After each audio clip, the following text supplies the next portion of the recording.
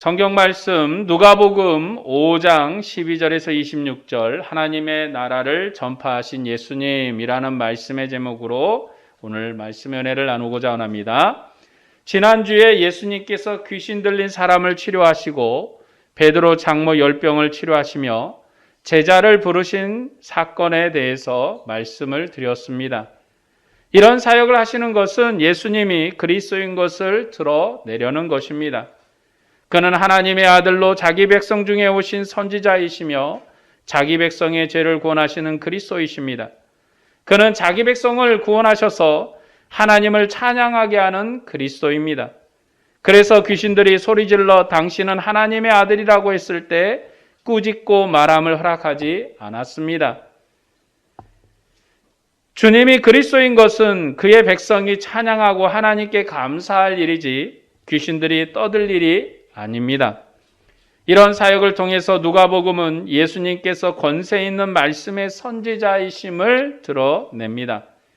오늘은 나병 환자와 중풍병자를 치료하신 사건입니다.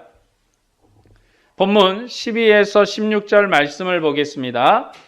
예수께서 한 동네에 계실 때 온몸에 나병 들린 사람이 있어 예수를 보고 엎드려 구하여 이르되 주여 원하시면 나를 깨끗하게 하실 수 있나이다 하니 예수께서 손을 내밀어 그에게 대시며 이르시되 내가 원하노니 깨끗함을 받으라 하신대 나병이 곧 떠나니라. 예수께서 그를 경고하시되 아무에게도 이르지 말고 가서 제사장에게 내 몸을 보이고 또 내가 깨끗하게 됨으로 인하여 모세가 명한 대로 예물을 드려 그들에게 입증하라 하셨더니 예수의 소문이 더욱 퍼짐에 수많은 무리가 말씀도 듣고 자기 병도 고침을 받고자 하여 모여오되 예수는 물러가사 한적한 곳에서 기도하시니라.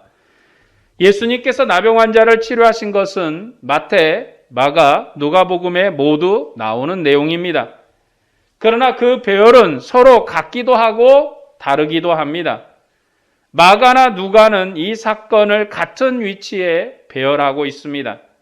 마태는 다른 위치에 배열합니다.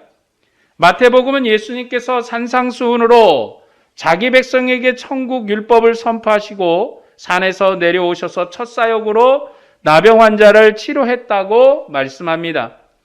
그러나 누가나 마가는 전도를 확장하는 과정에서 나병 환자를 치료했다고 말씀합니다. 유대인에게 있어서 나병은 더러운 질병으로 하나님의 성소에 들어가지 못하는 질병입니다. 뇌인에게 가장 부정한 것이 나병과 유출병입니다. 그래서 성소에 들어가지 못하는 것입니다. 그런데 마태복음은 이런 부정한 병을 예수께서 주로 만져서 고쳐주셨다고 기록합니다. 나병은 접촉하는 사람도 부정하게 되는데 예수님은 나병을 만져서 치료하심으로 그가 거룩한 하나님의 아들이심을 보이셨습니다. 그리고 아무에게도 말하지 말고 제사장에게 보여 증거하라고 했습니다. 이후에 이 사람이 어떻게 되었는지 마태복음은 이야기하지 않습니다. 마태복음은 예수님을 부정한 자기 백성을 어루만져서 깨끗하게 하신 분으로 소개합니다. 구약에서 여호와 하나님은 치료하시는 하나님이십니다. 그러나 신약에서 그의 아들이신 예수 그리스도께서 자기 백성을 치료하시는 하나님이십니다. 여호와 하나님께서 하늘에서 시내산으로 내려오셨고 이후에 하나님의 장막으로 다시 내려오신 것처럼 이제 하나님의 아들이 갈릴리 산에서 내려오셔서 그가 자기 백성과 함께 하시는 하나님이심을 보이신 것이 나병 환자를 치료하신 것입니다. 유대인에게 종말은 모든 더러움을 깨끗하게 해서 백성들이 다시 하나님을 섬기게 하는 것입니다. 그리고 그 더러움의 상징적인 질병이 나병입니다. 그런 나병 환자를 치료하심으로 하나님이 자기 백성 중에 다시 돌아오셨음을 선포했습니다. 같은 내용을 다루면서도 서로 배열이 다른 것은 목적이 서로 다르기 때문입니다. 마태복음은 예수님을 아브라함과 다윗의 후손이시며 종말의 천국의 왕이라고 소개합니다. 그런 하나님이 자기 백성에게 돌아오셨기 때문에 더러운 백성을 만져서 깨끗함을 얻게 하시고 제사장에게 증거하게 하셨습니다. 마가복음은 예수님이 왕이시지만 군복을 입은 왕으로 소개합니다. 그래서 그는 처음부터 귀신을 찍소리도 내지 못하게 쫓아버리시는 분이십니다. 그리고 그날 해가 지도록 한 번도 쉬지 않고 동네를 다니면서 동네 사람을 다 고치고 귀신을 싹 쫓아내버렸습니다. 그는 적을 정복하기 위해서 한 번도 쉴 틈이 없이 싸우시는 왕이십니다. 그래서 그는 가는 곳마다 이랬습니다. 누가복음은 예수님을 선지자로 소개하는데 그는 해방을 선포하신 선지자입니다. 그래서 누가복음은 베드로를 부르신 사건 다음에 나병 환자 사건을 배열하고 있습니다. 본문 13, 14절 말씀에 예수께서 손을 내밀어 그에게 대시며 이르시되 내가 원하노니 깨끗함을 받으라 하신대 나병이 곧 떠나니라.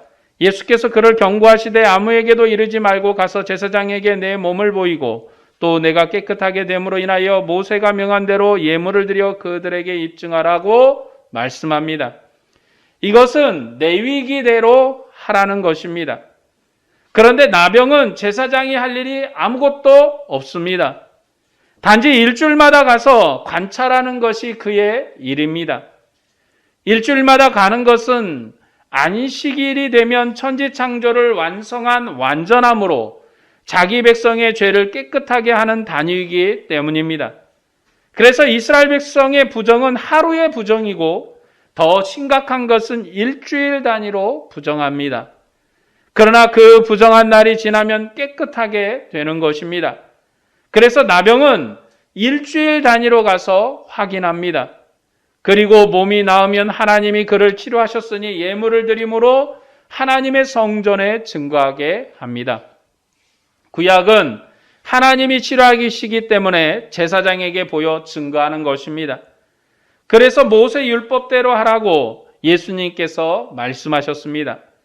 예수님은 자기 백성의 해방을 선포하신 선지자로 나병에서 자기 백성을 해방하셨기 때문에 구약 율법대로 제사장에게 보이게 했습니다. 그런데 이 일로 예수님의 소문이 더욱 퍼져서 수많은 무리가 말씀도 듣고 병도 고치고자 모여들었습니다. 그래서 예수님은 한적한 곳에서 기도하셨습니다. 마태복음은 예수님께서 나병 환자를 고칠 결과가 무엇인지를 이야기하지 않습니다. 누가와 마가는 그 결과를 이야기합니다. 그런데 마가와 누가의 결과가 다릅니다. 마가복음에선 나병을 받은 사람이 가다가 떠들어버려서 소문이 더욱더 났습니다. 마가복음은 군대복음이기 때문에 명령을 받은 사람이 즉각 따르는 것입니다. 그래서 치료를 받은 사람도 즉각 가서 전도를 했습니다. 그러나 누가복음은 치료를 받고 치료를 본 백성들이 하나님을 찬양하고 예수님을 따릅니다. 따르는 무리가 찬양하고 고침을 받은 무리가 찬양하며 둘러선 무리도 하나님을 찬양하고 따랐습니다. 누가복음의 제자들은 거룩한 의인의 공동체인 예배 공동체를 이루는 것이 목적입니다. 예수님께서 마을에 들어가지 못한 것도 마가와 누가복음은 다른 관점에서 설명합니다. 마가복음은 잠잠하라고 했는데 이 사람이 가다가 입을 열어버렸습니다. 그래서 소문이 너무 나서 예수님께서 마을에 들어가지 못했습니다. 그리고 사람들이 많이 몰려왔기 때문에 한적한 곳에 가셨습니다.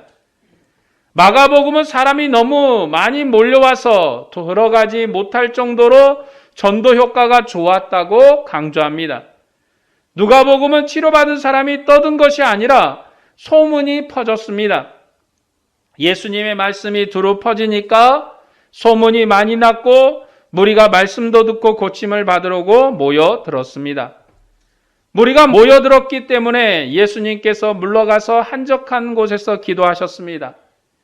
마가복음은 예수님께서 마을에 들어가려고 해도 들어갈 수 없어서 한적한 곳에서 기도하셨다고 설명하고, 누가복음은 사람들이 많이 몰려들어서 그들을 떠나 한적한 곳에서 기도하셨다고 설명합니다. 이렇게 비교해 보면 저자의 의도가 무엇인지 알 수 있습니다. 누가복음은 선지자 복음이고 의인의 복음입니다. 예수님을 율법을 따르는 의로운 분이십니다. 그래서 예수님의 시험도 의로운 자의 시험이었습니다. 그뿐만 아니라 사탄이 시험을 하고 잠시 떠났습니다. 예수님은 이 시험이 끝날 때 영광을 받으실 것입니다. 예수님은 그가 십자가에 달리시고 부활하셔서 승천하실 때 그가 영광을 받으십니다. 그러나 지금은 영광을 받을 때가 아닙니다. 그래서 사람들이 많이 몰려들었지만 그들을 가르치지 않고 한적한 곳에서 기도하신 것입니다. 그가 영광을 받을 때는 만민이 할렐루야로 영광을 돌릴 때가 아니라 십자가를 지고 죽음의 길을 갈 때입니다. 그때까지는 그는 고난의 길을 걸어야 합니다. 그래서 한적한 곳에서 기도하셨다고 첫 사역의 결과를 설명합니다. 성경은 저자가 기록한 문맥대로 그 내용을 아는 것입니다. 문맥이 중요하다는 것은 창세기 성경으로도 알 수 있습니다. 창세기 보면 저자가 하나님의 속마음을 다 아는 것처럼 기록합니다. 하나님이 사람 지었음을 후회했다고 기록하는 것은 기록자가 하나님의 마음을 아는 것처럼 쓴 것입니다. 기록한 사람이 하나님보다 높은 것이 아닌데도 하나님의 마음을 다 아는 것처럼 기록합니다. 그러므로 우리는 성경을 기록한 사람의 기록으로 하나님을 알아야 합니다. 기록한 사람의 기록으로 하나님의 이야기를 들어야 합니다. 성경을 기록한 사람이 기록한 문맥으로 하나님의 이야기를 듣는 것입니다. 문맥을 따라 하나님의 음성을 듣는 것이 하나님의 뜻을 아는 바른 길입니다. 그렇게 성경을 읽고 해석하면 우리의 어둠을 밝혀줄 것이며 주님의 영광이 더욱더 찬란할 것입니다. 본문 17에서 21절 말씀입니다. 하루는 가르치실 때 갈릴리의 각 마을과 유대와 예루살렘에서 온 바리새인과 율법교사들이 앉았는데 병을 고치는 주의 능력이 예수와 함께 하더라. 한 중풍병자를 사람들이 침상에 메고 와서 예수 앞에 들여놓고자 하였으나 무리 때문에 메고 들어갈 길을 얻지 못한지라. 지붕에 올라가 귀화를 벗기고 병자를 침상째 무리 가운데로 예수 앞에 달아내리니 예수께서 그들의 믿음을 보시고 이르시되 이 사람아 내 죄사함을 받았느니라 하시니 서기관과 바리새인이 생각하여 이르되 이 신성모독하는 자가 누구냐? 오직 하나님 외에 누가 능히 죄를 사하겠느냐? 하루하루가 지난 어느 날 예수께서 바리새인과 율법교사들과 함께 계실 때 사람들이 한 중풍병자를 메고 예수께로 왔습니다. 사람들은 이 중풍병자를 예수께로 데려오고자 지붕을 뜯고 그를 매달아 내렸습니다. 그 모습을 보고 예수님께서 죄사함을 받았다고 선포하셨습니다. 그때 서기관과 바리새인들이 신성모독이라고 분노했습니다. 본문 24에서 26절 말씀을 보겠습니다. 그러나 인자가 땅에서 죄를 사하는 권세가 있는 줄을 너희로 알게 하리라 하고 중풍병자에게 이르시되 내가 내게 이르노니 일어나 내 침상을 가지고 집으로 가라 하시매 그 사람이 그들 앞에서 곧 일어나 그 누웠던 것을 가지고 하나님께 영광을 돌리며 자기 집으로 돌아가니 모든 사람이 놀라 하나님께 영광을 돌리며 심히 두려워하여 이르되 오늘 우리가 놀라운 일을 보았다 하니라. 제사함의 권세가 있으신 예수님께서 중풍병자를 치료하시니 그 사람이 하나님께 영광을 돌리며 돌아갔습니다. 그리고 사람들도 놀라 하나님께 영광을 돌리며 심히 두려워하고 오늘 우리가 놀라운 일을 보았다고 고백했습니다. 주님께서 중풍병자를 치료하신 결과는 이스라엘 백성이 우리 중에 하나님이 오셨다고 고백한 것입니다. 이 중풍병자를 치료하는 것이 하나님이 그들 중에 오신 것입니다. 이것은 율법을 따른 고백입니다. 오늘날에는 하나님께서 우리 중에 어떤 질병이나 암을 고친다고 하나님이 우리 중에 오셨다고 고백하는 시대가 아닙니다. 오늘 하나님께서 우리의 질병을 치료하는 것은 하나님의 긍휼입니다.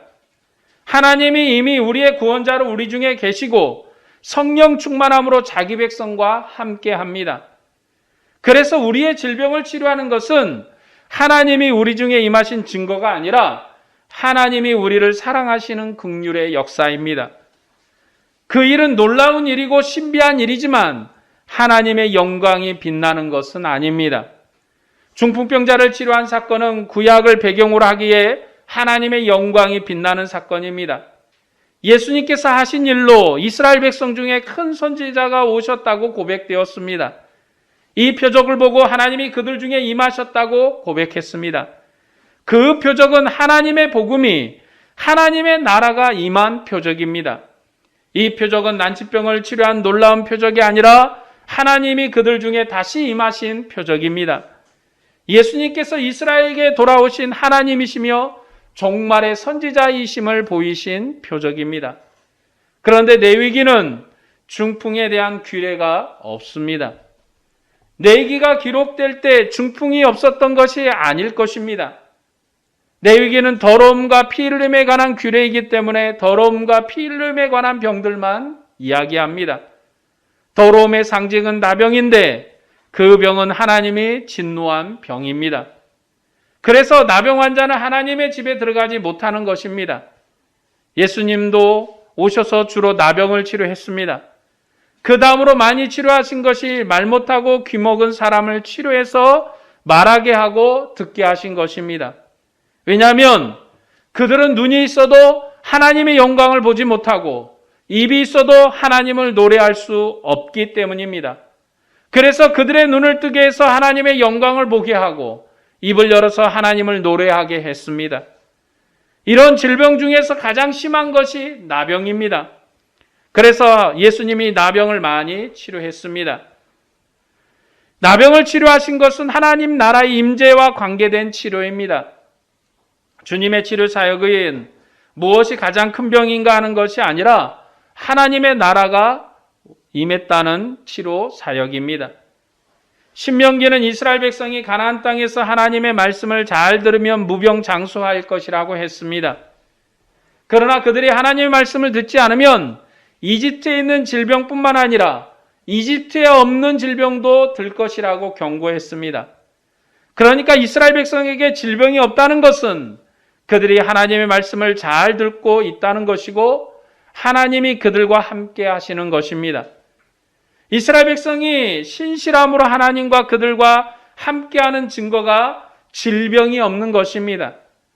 그러나 오늘 우리 중에 질병이 치료되는 것은 하나님의 긍휼하심입니다. 오늘 우리 질병이 치료된다고 영생을 얻는 것이 아닙니다.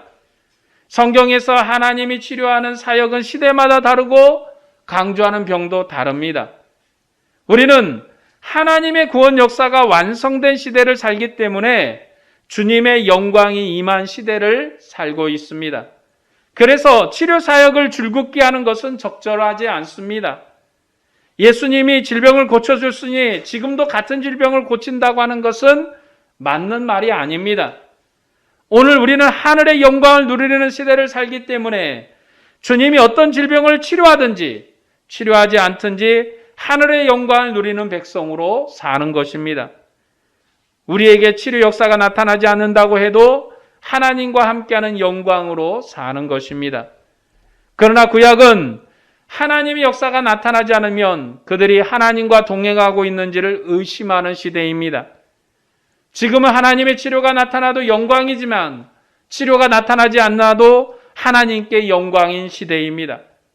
역사가 발전했기 때문에 그 시대에 맞는 영광으로 주님을 섬기는 것이고 그것이 우리의 영광입니다. 우리의 영광은 성령이 우리 안에 계시고 우리가 아버지 안에 있는 하나님과 하나된 영광으로 사는 것입니다. 그것이 이 시대에 하나님과 함께하는 영광입니다. 예수님께서 중풍병자를 치료한 결과에 대해서 공간복음이 서로 다른 관점에서 기록하고 있습니다. 마가복음은 그 사람이 벌떡 일어나 침상을 들고 집에 갔다고 기록합니다. 힘이 생겨서 침상을 가지고 가니까 사람들이 놀랐습니다. 이런 권능을 처음 봤다고 해서 권능이 나타난 것을 강조합니다. 마태복음은 이런 권능을 주신 하나님께 영광을 돌립니다. 이런 권능을 행하시는 분은 천국의 왕이시고 그가 원하는 자를 깨끗하게 하시는 분이십니다. 그는 하늘과 땅의 모든 권세를 가지신 분이십니다. 그런 권능이 있는 분을 자기 백성 중에 보내시기에 이스라엘 백성이 하나님께 영광을 돌렸습니다. 누가복음은 치료받은 사람이 하나님께 영광을 돌리며 돌아갔습니다. 병에서 놓여서 해방받았기 때문에 하나님께 영광을 돌립니다. 누가복음은 질병에서 해방되면 하나님을 찬양하는 백성이 되는 것입니다. 그리고 함께한 사람들도 우리가 놀라운 일을 보았다고 하나님을 경배했습니다. 예수님께서 치료하신 구원의 손길은 하나님을 봉사하게 하는 은혜입니다. 그전에는 몸이 불편해서 성전에 들어가지 못하고 하나님을 섬길 수 없었는데 그것이 회복되었기 때문에 하나님을 섬기는 백성이 되는 것입니다. 누가복음은 그가 하나님을 섬기는 백성이 되어서 하나님을 찬양하고 돌아갔다고 기록합니다. 자기 몸에 구원의 손길이 미쳐서 하나님을 봉사하는 백성이 되는 것이 바로 죄사함입니다. 하나님을 섬길 수 없던 사람이 하나님을 섬길 수 있는 언약 백성이 되는 것이 죄사함입니다. 치료받은 사람도 하나님을 찬양하고 무리도 하나님을 찬양한 그 날이 바로 구원의 날입니다. 그들의 찬양은 엘리야 같은 치료하는 선지자를 보내주신 것에 대한 찬양입니다. 그들 중에 큰 선지자가 오셨다고 찬양한 것입니다.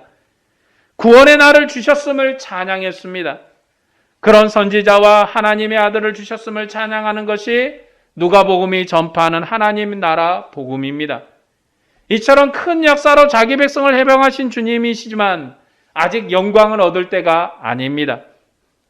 그가 영광을 얻을 때가 아니라고 그는 여전히 고난의 길을 걸어야 할 때입니다. 그래서 예수님은 십자가에 달리셨고 부활하셨습니다. 그리고 예수님은 의로운 분으로 하늘 보좌에 올랐습니다. 그때 제자들이 함께 찬양했고 주님께서 약속하신 성령을 기다리게 했습니다. 제자들의 찬양은 대제사장으로 의인으로 위로 올라가신 주님을 찬양한 것입니다. 바로 그때가 주님을 영광스럽게 하는 때입니다. 그들은 비록 땅에 있지만 이제 몇 날이 못되어 성령이 그들에게 임하시면 그들이 찬양한 아들과 영원히 함께 할 것입니다. 그래서 오순절을 기다렸습니다. 그들에게 약속한 성령이 오시면 그들이 권능을 받고 입을 열어 천하 만민에게 주님의 복음을 증거할 것입니다.